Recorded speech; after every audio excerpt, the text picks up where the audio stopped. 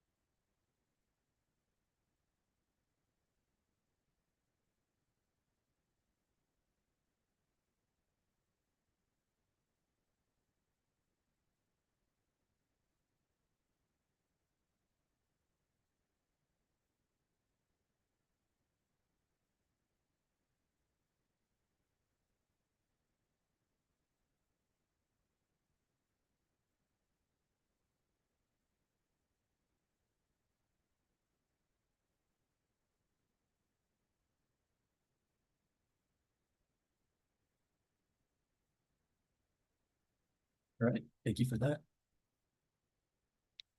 And then we come to this second unnumbered rule of light on the path. And as a quick recap of the book itself, so the first two lines that came before this are, "These rules are written for all disciples. Attend you to them," which kind of implies that these rules exist a bit outside of time and space, maybe as we know it, and these aren't necessarily arbitrary things that someone has created. The author of the book, Mabel Collins herself, says that all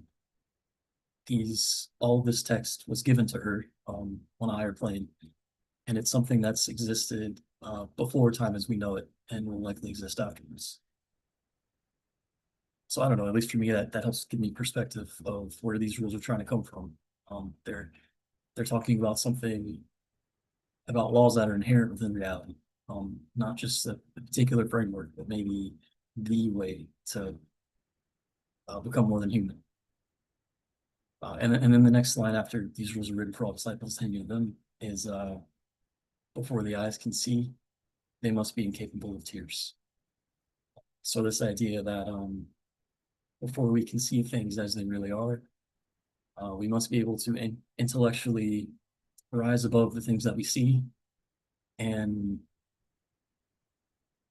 at least understand a bit that everything happens the way it's meant to, even if we don't see it at the time. If anything is upsetting us in the moment, it means that we're not seeing it as it really is. And hopefully that's, helpful to somebody here to know that if they could see things from a higher perspective, it would make sense. And their negative emotions wouldn't need to overwhelm them. And then after those first two lines of the book, we come to this one, which is what the rest of this discussion is all about. This is the only line from the text of Light on the Path. All the other slides that come afterwards are commentary that someone, further on the path than us wrote about this line.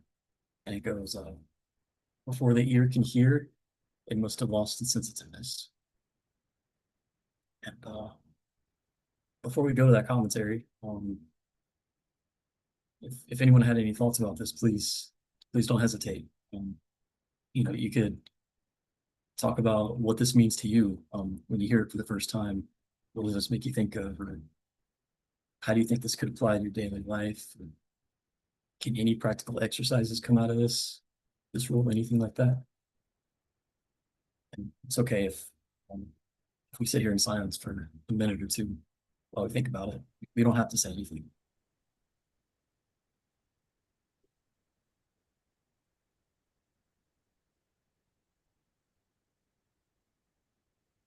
Oh, yes. So I actually had a thought about it. So before the ear can hear, it must have lost its sensitiveness. At first, it seems like contradictory because you have to be able to hear exactly how it is said and how can you be. But I think it is to be hear what is said behind the words, to really hear the message and not the words, because sometimes the message or the thought behind is something else that is expressed. But to really hear, maybe to hear with the heart, to real hear that what is unsaid, you have to lose the sensitiveness of like emotions, yeah, something like that. Yeah, that makes sense. Chris, see your hands raised. Yeah, my understanding of this phrase is like two on two levels. The first one is before the ears can hear, it must have lost its sensitiveness, meaning that if somebody gives you feedback or criticism, for you to be able to hear the message accurately, you must not be sensitive to the message itself. So you must be able to listen objectively and see whether the criticism or the feedback is really accurate. And then based on your objective assessment, you'll be able to tell whether it's applicable to you or not. So you'll be able to hear the truth only when the truth no longer affects you on an emotional level. And then on a second level, I was thinking that it also describes meditation, because for you to be able to quote unquote hear your intuition, you must quiet the mind, you must quiet the emotions, and you must quiet the environment as much as possible for intuition to spontaneously arise. Yeah, that makes sense too. And I've heard it said in different commentaries on the book that uh, all of these lines are meant to be taken on different levels of the human experience. So being able to say it on two levels at the same time makes sense. There's probably even more you can't see it.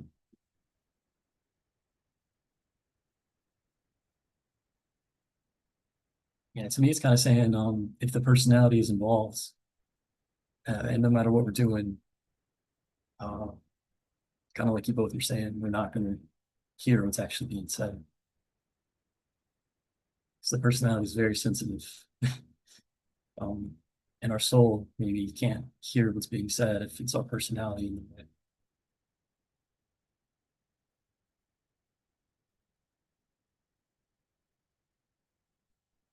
There's nothing else. Go to the commentary on this. One more thing about the sensitiveness. There's Yeah. different kinds of sensitiveness. Like you said, it must be understood in different level. And I was thinking, the baby is born, they're very sensitive to the loud noises. And the older we get, old people often don't hear so well. So they lose this sensitiveness. And maybe it's good, like, you also don't hear much of maybe that is unnecessary. It could be comfortable in some sense. But for yeah, you have to lose this sensitiveness that everything that comes like takes you along. And so one is like really hearing the sound. The other thing is hearing when you get older and you form thoughts about those things. So those thoughts, that what you hear will not evoke those thoughts, or if it does, that you are able to control them. Yeah, that's Yeah, pretty much that's a good point too. And it also makes me think of the limitations of language. Thinking of the word sensitiveness, in some contexts, it's good to be sensitive. In other contexts, it's bad. So we can't take any of this dogmatically. You definitely weren't in any way. I'm just saying, in my own self, I have a tendency to be dogmatic, and it's not the words that matter; it's the intent behind them.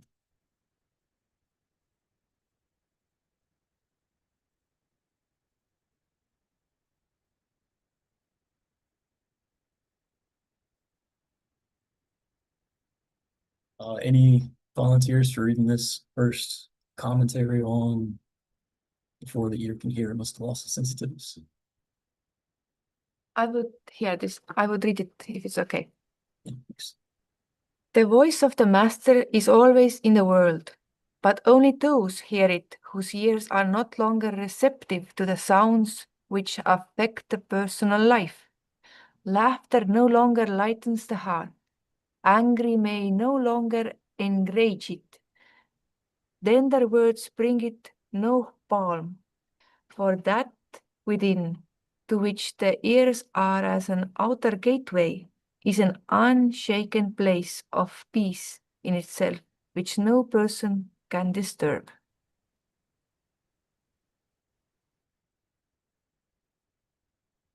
It's an interesting idea to me that these positive and negative things that we see around us no longer truly affect us. What that would mean in daily life to have that feeling that it's praise or blame feels the same to you.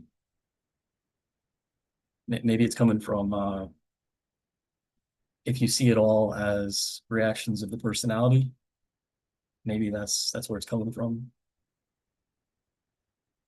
I don't know. What do you think?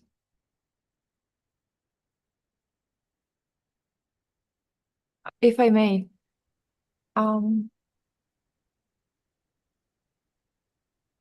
I think it's like, if somebody says something who you do not know, and it does not make any sense, you do not take it personally. Now, if somebody says who you know, you might take it more personally.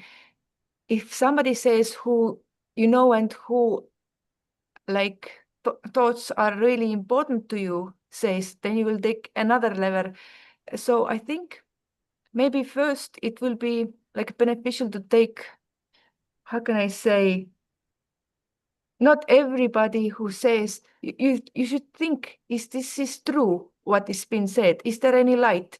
If there's any truth in it, then why to get angry? There's a reason, to change something. And if there's no truth, then why would you get angry? Because it's no truth. It's just somebody says something.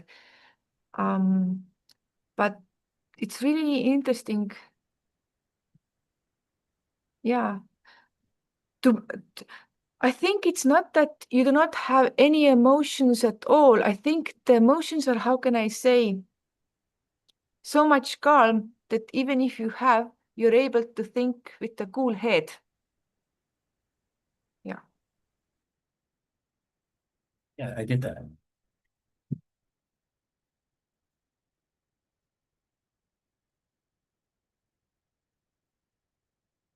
Because those emotions that we feel, it's all just information, right? And I know in my own life, if something makes me, for instance, if I'm criticized and it makes me really angry, oftentimes maybe it's something I don't want to see, and that's why I get angry. Not all the time. But just being aware of that can help, I think, sometimes. Sometimes it's just because we're hurt, as someone says something and it's truly unfounded, and that makes us angry. Yeah, and being human is very complex, and there's always these infinite amount of layers in whatever's going on inside of us.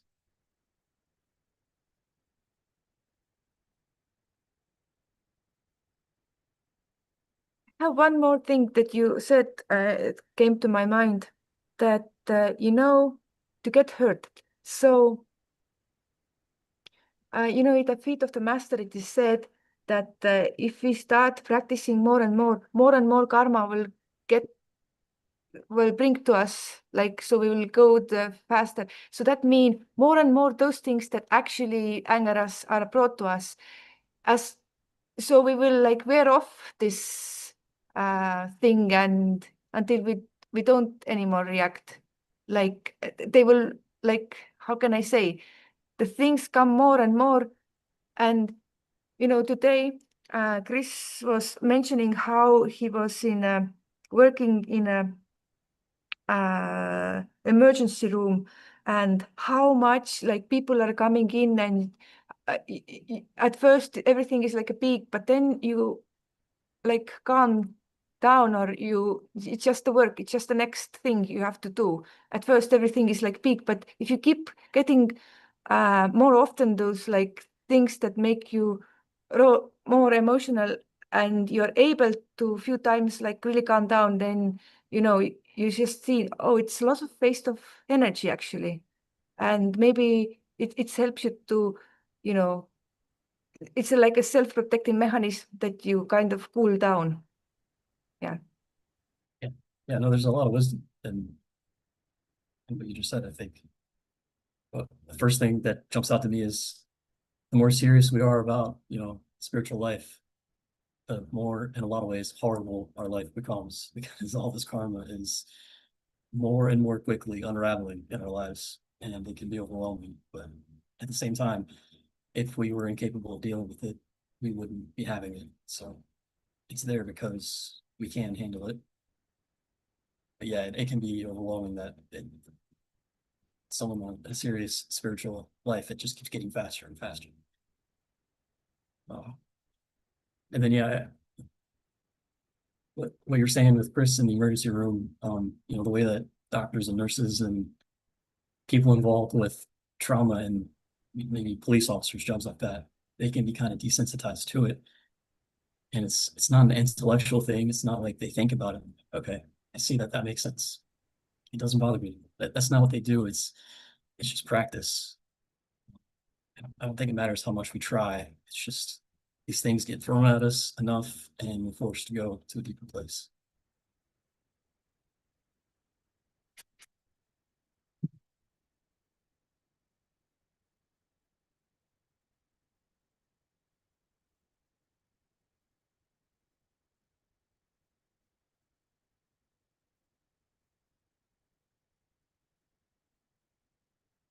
Go to the next one if there's nothing else in the scope. I'm thinking what it is, what does it mean? But only those hear it whose ears are no longer receptive to the sounds which affect the personal life. So if somebody says you something and you got affected, but somebody else would say exactly the same thing and you will not get affected. So I guess that's the thing that affects the personal life. Like if you got a message from one person said in a certain way, and if you would get the same message from somebody else, it will not make a difference. Would it be? I mean, in a personal way, it does not make you different. Like you will not have a personal uh, difference towards those two people. Like we usually have, like if somebody close to says a sentence or something, and somebody else says the same thing who we do not know so well, or some other person who we you know. Mm, I'm thinking, what does it mean that you're no longer receptive to those sounds which affect the personal life? Like how it would be. Yeah. That you only hear the message, but I think that's what. so. I think even, if someone says something and it hurts us deeply, I think that pain would be there no matter what. But perhaps we see that pain also as just information. And maybe we see the hurtful words that person said as maybe coming from a place of ignorance as well. And then we'd also see in ourselves that our pain hearing that is also coming from a place of ignorance, and none of us really know what we're doing. Maybe something like that. And then the idea that if those things are affecting us, we can know that because they're affecting us, just the way that nature and the laws of reality work, it keeps us from hearing something that's above it, something that's higher. It's, just like wind over a lake keeps you from seeing the reflection of a moon, for that cliche example. Chris, what's your answers? Yeah, I think for me, this phrase means that you're listening to life in an impersonal manner. So, for example, at let's say, for example, at work, you're asking feedback from your coworkers, and one of them gives you positive feedback, the other gives you a negative feedback. Whether you receive positive feedback or negative feedback, you will still have that same sense of peace regardless, but you will kind of assess yourself. Is the negative feedback true? And I won't take it personally. It will be just something that I need to work on. It will be just an opportunity for growth. And if it's a positive feedback, then it's just an acknowledgement of the good thing that I did. Or, for example, if I am like partisan to a particular political party, and I hear something about that party in the news. So does it immediately register animosity within me, thinking that, oh, they're after our party or our group because this particular media is left or right or something like that? Instead of just thinking first, is it real? Is it true? Are the opinions expressed in it really accurate? And I guess that would also be the same for religion. So, for example, if somebody said something about your religion, you won't take it personally. You will just try to assess, is what that person's saying accurate or not? And then if it is, then you can assess whether it's an opportunity for growth or it's an acknowledgement of something good that your religion is already doing. I think it's something along that way, that you don't treat everything you hear on a personal level. You're trying to think things through on an impersonal level. Yeah, Chris. Just Something one more about thing. Yeah. Yes, please, please. Just one little thing on what you said before. I remember somebody asked a question from Pablo Sender once in a School of Wisdom, and I was thinking, wow, this question does not go any way, with everything that was talked. Like he was just, disregard this question, but no, he answered very nicely, very beautiful. Uh, like answer was given, and then I asked him afterwards how he's able to do that. And he says always if somebody asks you something, always take it as it is asked in a higher perspective.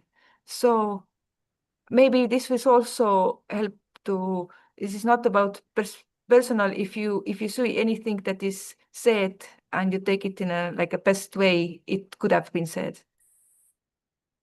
Yeah, that's wise advice.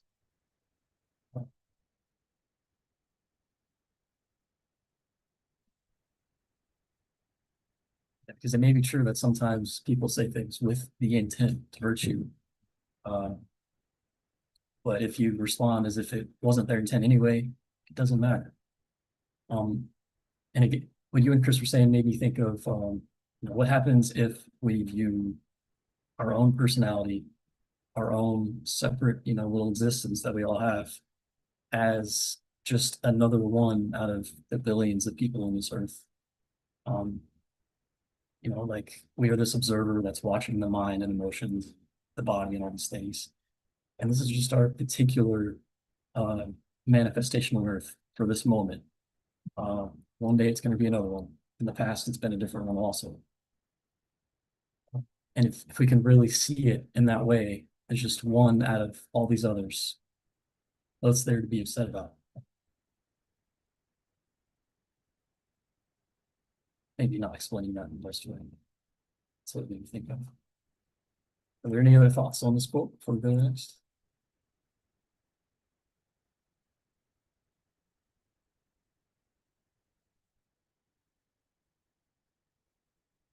any takers to read this one? I can read it. Thank you. As the eyes are the windows of the soul, so are the ears its gateway or doors. Through them comes knowledge of the confusion of the world. The great ones who have conquered life, who have become more than disciples, stand at peace and undisturbed amid the vibration and kaleidoscopic movement of humanity. They hold within themselves a certain knowledge as well as a perfect peace, and thus they are not roused or excited by the partial and erroneous fragments of information which are brought to their ears by the changing voices of those around them. Thank you. It reminds me of this idea that they're, allegedly, these masters who are now more than human in the world, here and now, and they see things from a higher perspective that we can't. They've been where we are, they've grown beyond where we are. So they know exactly what we're going through and who and what we are. And yet they are doing their thing silently away from us, alone. They're not speaking to us about how they think we should be doing things, that they're not giving us their opinions or any of that. And then the implications of that. What does that mean if someone has grown beyond our limitations and they don't interact with us in that way anymore? What's the value of us interacting with each other in that way? I didn't quite get the last part. They are not interacting with us in that level, but what's the point of us interacting each other, you mean? Yeah. Yeah, just as an open-ended question, because as with anything, there's multiple facets to it. Obviously we're here now and talking to each other, so there's some value in it. But at the same time, maybe this reality of the masters is pointing to another deeper reality where our thoughts and perspectives and opinions don't really matter. I mean, they all disappear when we die, right? The lower mind is gone and it starts again in the next life. But I don't think it totally gone. I mean, it dissolves, but those thoughts will repeat our head is something similar in a new conditions when let's in the future somebody is born, will like pick them up and you know, I don't think like I think if we are creating thoughts, they're there. There are somewhere in the universe. There are some kind of forms of energy, and if I'm in some place and I'm thinking, then it can affect those who are around or who like pick it up. Yeah. Anyway, but what I wanted to say about the masters was what you said also that they are in another level, but they're in such a level that we are automatically more connected. So in here, looking at this physical level, we see that they are somewhere else and not the world, but actually like in this inner higher level, they are more present. And I think it is a little bit, I don't know if I can say a little bit, but they're affecting us to be here. Like even if we have a little bit of that interest of philosophical or those kind of thoughts, then that we are like have this inspiration to listen or read or think on and that kind. I think this is where we are connected, even if we can say that personally this person told me to come or be or yeah. Yeah, and those are valid thoughts. That makes sense. Chris, is your hand next? The quote or the section kind of reminds me of like fake news or gossip that's spreading around everywhere. I mean, gossip has been around since humanity has been in existence. It just took on a different form in social media, right? But it's always been there. And I think the commentary is saying that the masters, because they have access to a level of truth beyond us, they're not affected by these fake news, these erroneous ideas. They're not affected by gossip.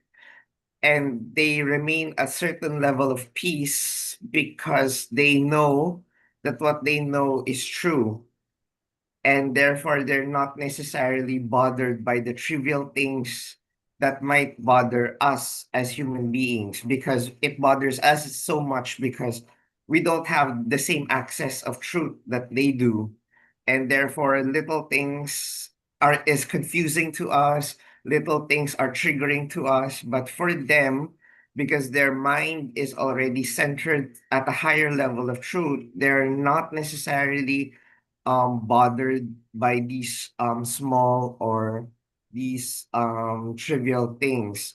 And going back to what Merike mentioned earlier, because during my talk earlier, I mentioned that when I first graduated from nursing, um of course, everybody who graduates from college is like very idealistic, right? I'm going to be like the best nurse. I'm going to cure everyone. I'm going to care for everyone, and everyone's going to get better, etc. But the truth is, well, because I live in a third world country, when I first was working in the hospital, I was put in the ER, and there's so many people coming in, and don't get me wrong, I work in a private hospital, so there's less volume compared to public hospitals, but because of the sheer volume and everybody's clamoring for your attention, the stress kind of gets to you. And what I mentioned earlier is that it kind of numbs you. It's like you no longer feel compassion. You don't feel anything anymore. You just want to get them out of your hair as quickly as possible. And I don't think that that is how the masters would see it, because the masters say that their level of peace doesn't mean that they're not bothered by the concerns or suffering of humanity. It's just that they have a certain level of wisdom, and they know when they should act or when they should not act.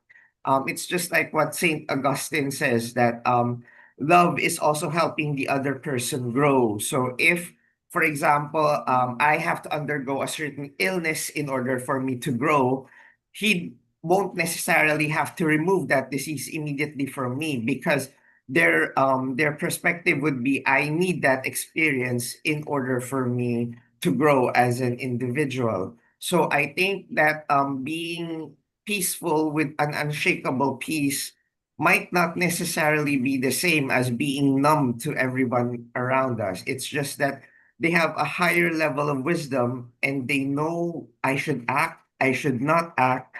This should help the person grow. If I act on it, I'm actually obstructing the growth of this particular disciple or this particular person.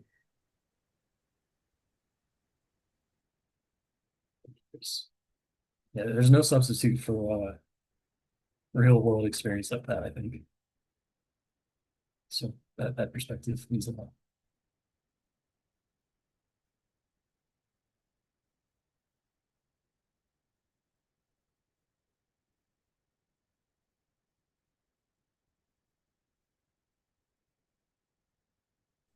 That reminds me, it is said that master have tried, thousands of times more than have failed thousands of times more than the beginner have even tried.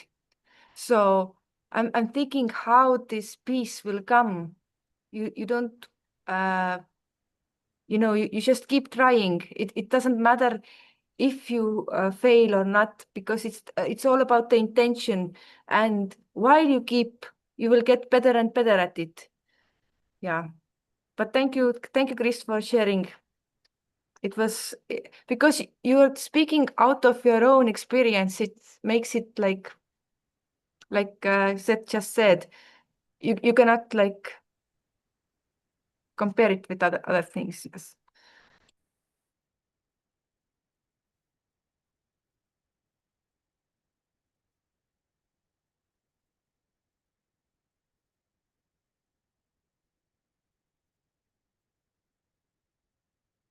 Are there any more thoughts about this quote? Go to the next one.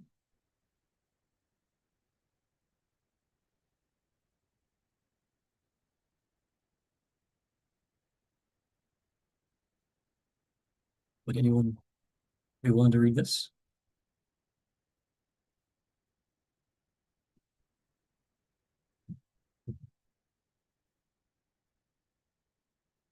Read it now.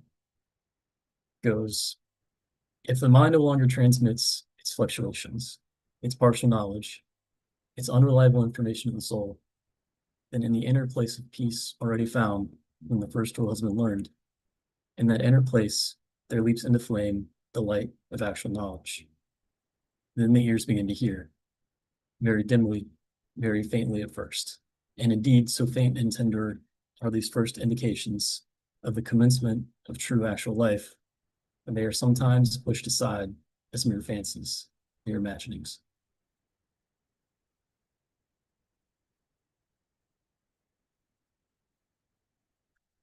Yeah, I don't know if anyone's seen that in themselves, where you have a thin, quiet voice within you that's telling you to go in a certain direction, and maybe because it's not what your personality wants, or you know, a variety of reasons, you look at it as something you're imagining. Or maybe the opposite. Maybe you've heard that from this and you listen to it immediately. Just, anyone has any experiences with that? Could be helpful for us to hear.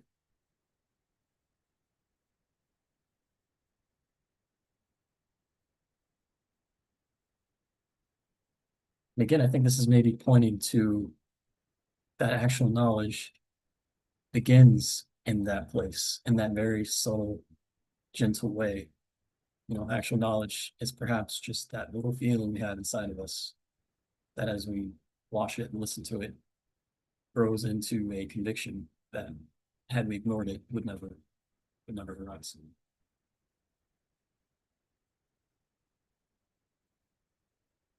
I'm just thinking, what is this actual knowledge? Could it be then like in Theosophy we talk about Buddhi, that you got like intuition telling you something? I have few times, I cannot bring out right now like a very specific thing, but you're like, if you calm down and you're quiet and then something like comes to your mind, like something you have like forgotten. It's not like something new, but it's always like something like you already knew, but you just forgot, and then it comes back to your mind, and oh, but it's like a very subtle. I mean, you can choose to ignore it, and some people, one person who is like elder in Theosophy, she said like if she's ignoring it, then it takes several days to be able to hear it again, because it's just how it is. But it comes like it doesn't like ask like attention or anything. It's like very very subtle, you know, and it's like yeah, I feel like it's like you remember something that you already have been known. Yeah. Yeah, Chris. The first portion reminds me the of the Yoga Sutras of Patanjali. Remember, he compares the mind to like an aquarium, and then it's agitated, so there's waves back and forth. And because of that, you're not able to see reality as it is because the water is always moving, it's always murky. So if the mind stops it, which is the goal of yoga, so the water becomes still and there's inner peace, then you begin to see things as they are, which is the first rule, right? Before the eyes can see, it can before the eyes can see, it must lose its ability to shed tears. And then when the mind is still, it's no longer moving back and forth, then the ears begin to hear, and just like what Marike says, the light of the buddhi or the intuition slowly descends on it. And then in the beginning, it's very weak. It's more like a fantasy. It's more like an imagining. It's like more of an insight. But as the water becomes more and more still, and as we become more and more practiced in quote unquote listening to the Buddhi, it becomes stronger and stronger, and the mind becomes illumined by the buddhi. Yeah, that makes a lot of sense. What both of you were saying. It ties directly into before the ear can hear, it must have lost its sensitiveness, and that us being thrown around by all these different ideas in our minds makes that water more and more turbulent. So then it can't reflect beauty. And I think it makes sense that as frustrating as it is for our personalities to not have that assurance in the beginning, I think it's necessary by the nature of how Buddhi operates that it has to begin as this almost imperceptible thing that looks like we're imagining it. Because Buddhi is in and of itself where our discernment comes from. So by being able to pick out this one little thing, which is the direction we're supposed to go out of the infinite amount of distractions that are around us, that is in and of itself, discernment, which is Buddhi.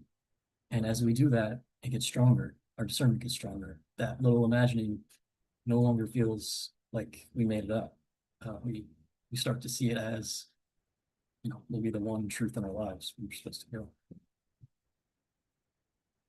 I'm just trying to say, I think it's all happening according to law, and this is inherent, the way that reality inherently functions.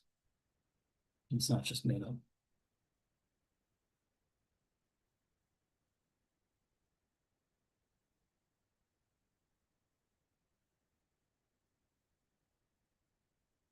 Any other thoughts before the next one?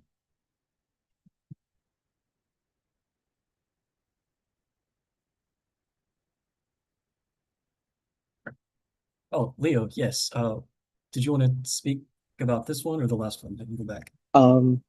Either way, but just I think the before we even hear the voice of the Buddhi, it probably is closer also that when I am moving about in my day, it's harder for me to listen to my emotion.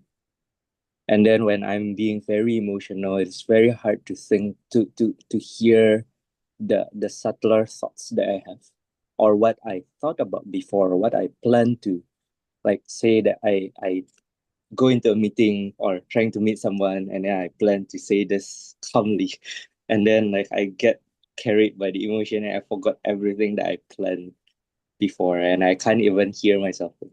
So I guess it happens in smaller steps as well, and not only that from personality to Buddhi, like yeah, but it happens in even like smaller, yeah, just like the when there are two musics, the louder one will just cover up the softer ones.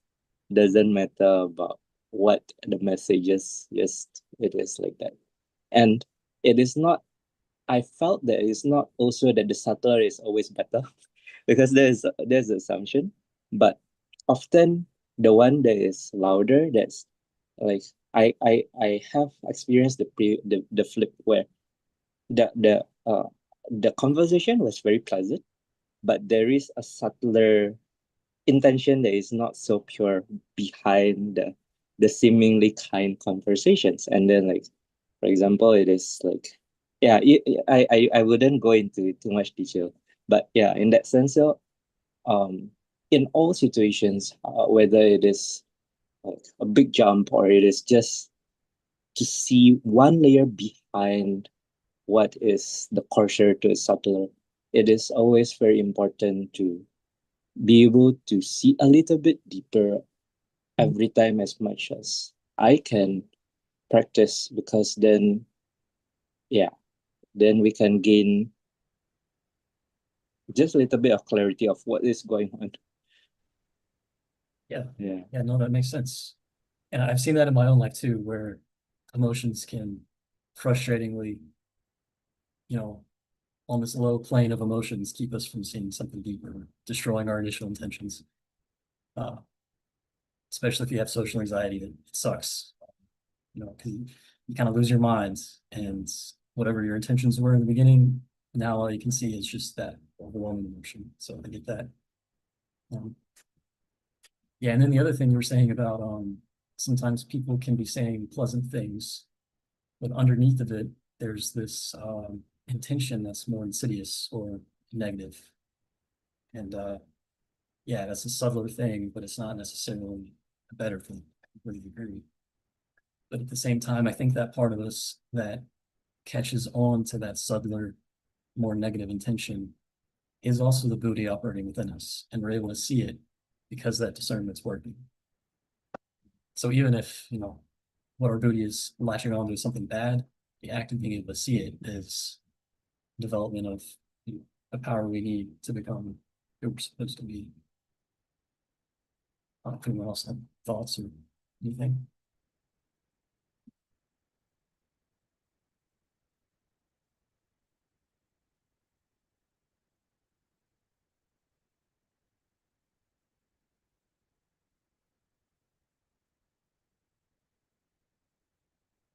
Oh, and we are on a new slide here. So if anyone wants to read it, they can. I forgot about that. If not, I could read again, but probably sick to hear my voice.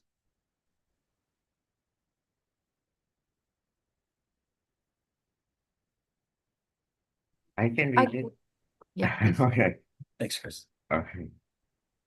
It is in making this second effort that the fact of pain and pleasure being but one sensation becomes recognizable by those who have been unable to perceive it. For when the solitude of silence is reached, the soul hungers so fiercely and passionately for some sensation on which to rest that a painful one would be as keenly welcomed as a pleasant one. When this consciousness is reached, the courageous man, by seizing and retaining it, may destroy the sensitiveness at once. When the ear no longer discriminates between that which is pleasant and that which is painful, it will no longer be affected by the voices of others. Then it is safe and possible to open the doors of the soul.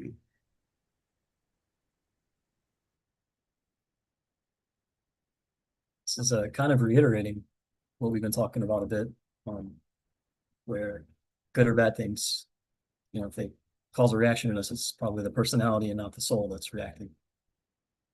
But I think that the new idea in this quote that's maybe interesting is where when someone is in that solitude of silence, maybe you know, very intense isolation in whatever way they are, uh, they would welcome something that's pleasant as warmly as they would welcome something that isn't pleasant. I don't know if anyone has seen that kind of reaction in themselves.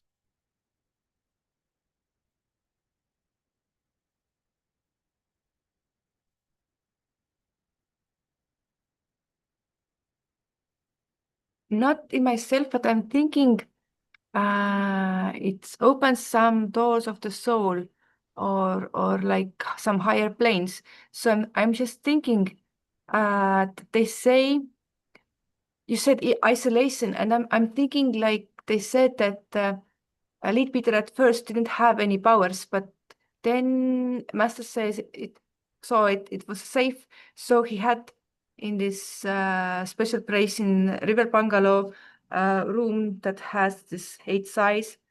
He went there for 42 days in a silence and in a dark and where he was isolated from everything else and did some practices to overcome it. And after that, when he came out, then he was able to perceive. So I think, you know, yeah, we need that isolation, but it's like, you know, it is not pushed until we are not ready, until we are not like asking or feeling like it is ready. I guess he could have developed those things for like many years and many lifetimes, like through a lot of sufferings and reached the same point. I don't know, but I'm thinking, uh, if you are in this isolation, you how would you act? Would you be grasping towards those things? A lot of things, I guess, are coming there out of that has been hidden, like the same grasping, any kind of, would it be a good or bad? Yeah. Exactly. And I think this was written by someone who's probably felt that intense isolation, and they know that when someone's in that state, they're just going to try and run away from it because it's really painful. I just And I wanted think- to, Yeah, sorry, go ahead. please. Just wanted to, one, I do not have this kind of isolation, but I do have experience of having fasting like few days, like 5 days. And I noticed that, first few days, it is, you really need, or you have such a big cravings, and then calm down. You have such a calm in your mind, you have calm in your yeah, I think after maybe 2.5 days, this comes a very peaceful and nice time. And but before that, everything you feel like extra, like I really need this, I really want, like, yeah, this come to my mind if I'm reading about what we are isolated. Yeah, we're isolated of Yes. emotion. As above, so below, right? So probably when someone reaches this terrible point of being completely isolated, if they stick with it and don't try and run away from it, it transforms into something very useful for the soul. Chris, and then I see after you, Harry has some reason. Okay, I was thinking, for when the solitude of silence is reached, the soul hungers so fiercely and passionately for a sensation to rest that a painful one would be keenly welcomed as a pleasant one. I was thinking of like sensory deprivation, like a person who was like blindfolded or they're locked inside a room that's dark and they have no sensory contact. And well, I've never experienced it, but they say that after some time, you hunger for whatever sensations you experience. And I think this phrase is talking about a specific stage in meditation wherein you reach the highest point of silence. Maybe the waters are no longer turbulent, it just was so still. And during this time, that's when we realize that both pain and pleasure are kind of the same. It's like saying that there's no good or bad karma. All karma is just educative, or no one is your friend, no one is your enemy, everyone is your teacher. But perhaps on a deeper level, when we reach that particular state of consciousness. Well said. Way to quote Light on the Path. Harry?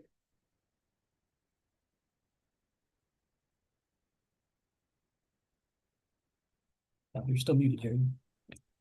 Yeah. So I just wanted to add, Seth, regarding this isolation or this state or this putting ourselves in this bubble.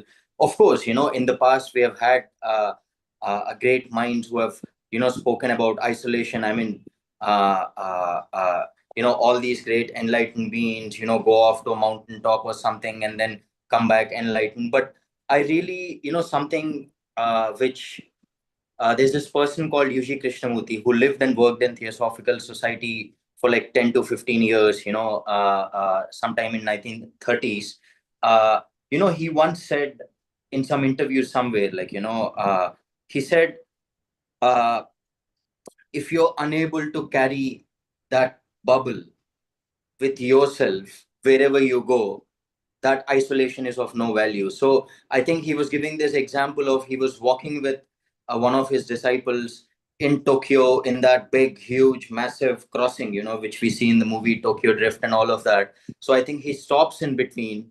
And then amidst all of that chaos and thousands of people and all of that, he says that state is what you carry within yourselves, that. So I think that always stayed with me in the sense that we live in a world right now where I think what is more practical is practices where we are able to get into those states while we are in the middle of the world. We cannot now go off onto a mountaintop or the Himalayas or something and isolate ourselves, or have sensory deprivation. But the thing is, can we, I mean, Seth, for example, giving you example, can you get into that state even while flying your multi-million-dollar chopper with so many high stakes for the US defense forces, where every little, it stakes cannot get higher, but can you go into that bubble of yours? Can you find that calmness? Can you find that state uh, uh, of not being or whatever? I'm not sure if I'm able to put it correctly, but yeah, I think I really believe that uh, uh, this is a practice that could be more practical for today's world, where can we carry our own little meditative bubble wherever we go? Yeah, those are good points and good things to think about. As we meditate and come out and try and take that atmosphere with us. I think Kieran makes an interesting point in the chat too, when he talks about voluntary solitude versus imposed solitude. And it makes me think of, I think a little later in the quotes, it says something along the lines of this solitude that the person's going through. No one else can help them, no one can really see them. And the reason for that is because the soul itself has decided that it needs this experience in order to grow. And the personality doesn't always know what the soul is doing, sadly. So the soul may have made this decision and the personality doesn't know. So the personality feels like it's being imposed upon it, but in reality, its own self is doing this. So it says something along the lines of, even your predecessor, your teacher, who's gone through this and knows exactly what you're going through, they can't help you. And that person who's going through the silence now, they're not even aware of that person who went before them anymore, because their soul has dictated that you need to be completely alone. Which I think is, whether or not someone has gone through that, if they're serious about, the spiritual life and the theosophical path, mind you, however you want to call it, to be aware that that's probably coming for them, if not in this lifetime, then, and then in another lifetime. So be aware of it, can probably help them from losing their minds, essentially. And I think that's why it's being talked about.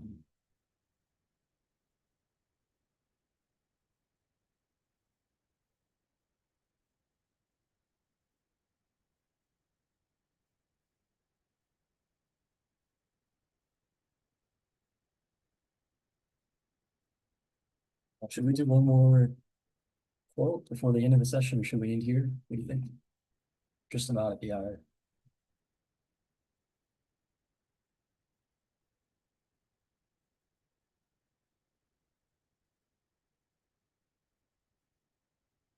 Yes. Do one more quote if anyone wants to read it, and then we'll end with a couple minutes. Okay, I can read it. Thank you.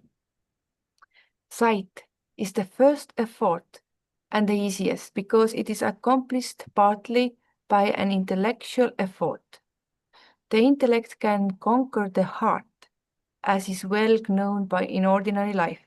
Therefore, this preliminary step still lies within the dominion of matter. But the second step allows of no such assistance, nor of any material aid whatever. Of course, I mean by material aid the action of the brain or emotions or human soul in compelling the ears to listen only to the eternal silence. The being we call man becomes something which is no longer man. Thank you. And this is talking about the first unlimited rule before the eyes can see, speaking, tears, saying that's easier because we can use the intellect to do that. And then the next one, the one that all these commentaries are about, for the ear can hear, and must have lost its sensitiveness. That one is saying requires Moody, essentially something that is beyond this material plane system.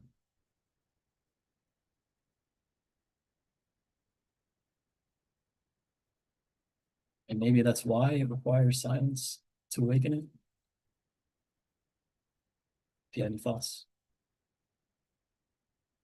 So I think there's this idea, right, in Theosophical literature, as we go from one plane to the next, there's always this gap between the two planes where you see what came before as illusory, not real, but you can't yet see what is above it yet. So you're kind of in that limbo. And I think that repeats indefinitely in cycles forever. Yeah, Mary Kay? Yes, I was just thinking about the two planes she was mentioning.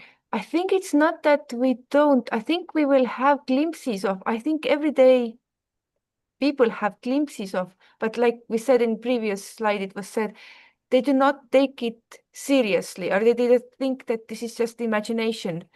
So it's not really that we do not have this, we don't actually know what is the next plane. If we don't, it's not, we cannot really feel that this is like a dream, like, or this is not real, but we cannot do it clearly, or maybe we cannot do it like in our will. But I think we all have, like, my acquaintances, or my father says that he has this special dream and he explains, and I'm like thinking, like, people get some kind of signs or things. But of course, the eternal silence.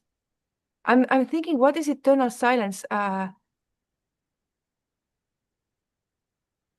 Silence will maybe be in the level of your thoughts. You do not have commentary. You hear something, but you do not interpret it right away, or like you, I don't know, you perceive what is behind it, but I'm sometimes I'm thinking, like, somebody says that Dora Kunz was helping people and healing, and at the next moment when she was done, she went and she forgot she ever done it. Have done it, and I'm thinking maybe it's like something like that. That you're there for the moment, but then you let go. You don't hold it. You're totally present, but if the present moment goes on, then you also go with that. How is eternal silence? Maybe it's Those are good points. Mhm. some kind of vibration. Yeah. Yeah, and I think it's good you pointed out, we can see hints of what comes next, even here and now, so that, we have a taste of what's coming.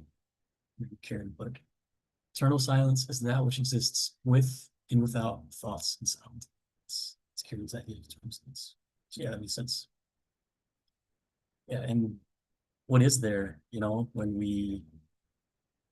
when we see everything around us, this world, our thoughts, our emotions, all of these things, when we see all of it as something that we're not, it's just cause and effect reactions that are happening, whether or not we're observing it. We see it all as kind of, in a way, empty, mm, and that it's not the reality. It still means something in that we know other people are also trapped in this thing with us, but in and of itself, it doesn't mean anything. And if we see all of that and stick with it and look at that long enough, does that force us to see eternal silence? And then does that force Moody or whatever's higher to come down upon us? This idea of, increase your necessity to increase your capacity. So if your poor little personality is here on Earth and it really thinks that,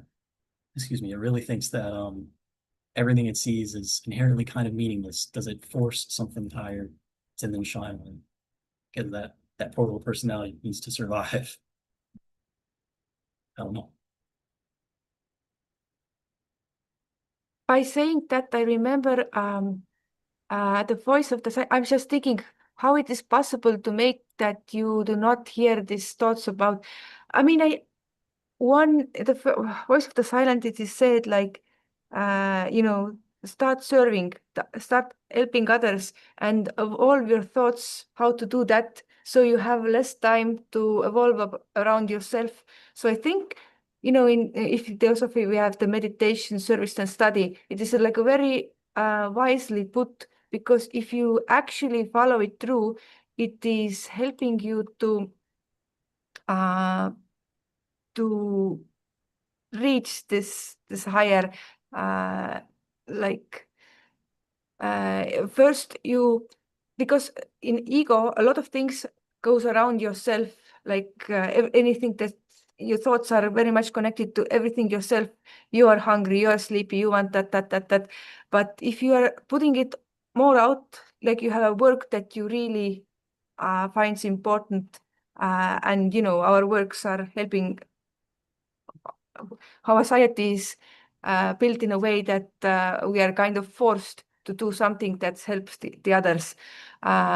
So, but yeah, I'm thinking like this at least quiets thoughts, hopefully around our personal, and have some other thoughts about like in a bigger group community. And yeah, maybe it gets us closer to the silence in the end. Good. Thank you, okay. Harry? Yeah, I think that is why, referring back to karma yoga, it doesn't have to be a particular religious book, or it doesn't have to be theosophy, or it doesn't have to be anything in particular. I think when I think being completely immersed,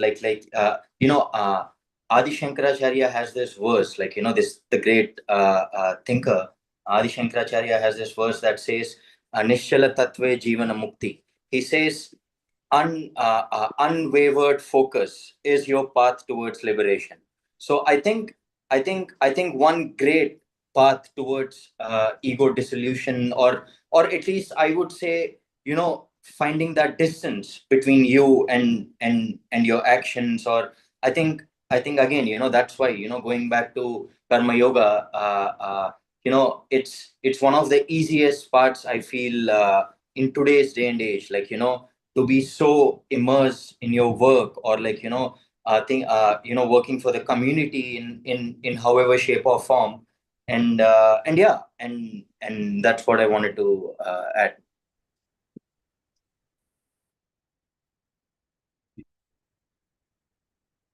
And, before we close, I do want to read Kieran's last comments here too.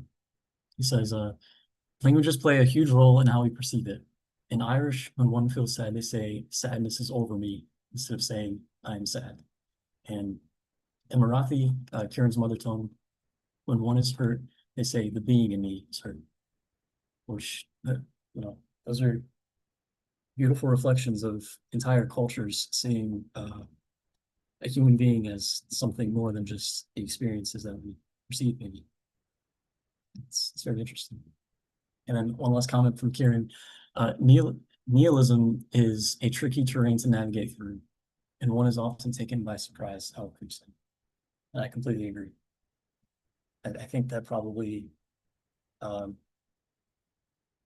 nihilism is maybe a word that came into existence after these comments in Light on Path were written. And had it existed back then, I think they probably would have used it in describing some of these states.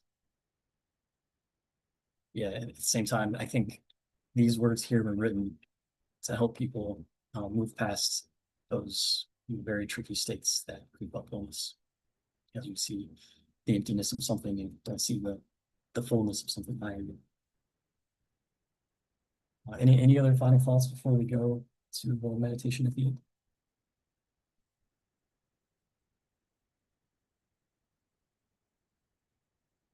With that, our last 2 minutes of silence, where we try and bundle up all of our thoughts and ideas into a package and send it out to the world to help them.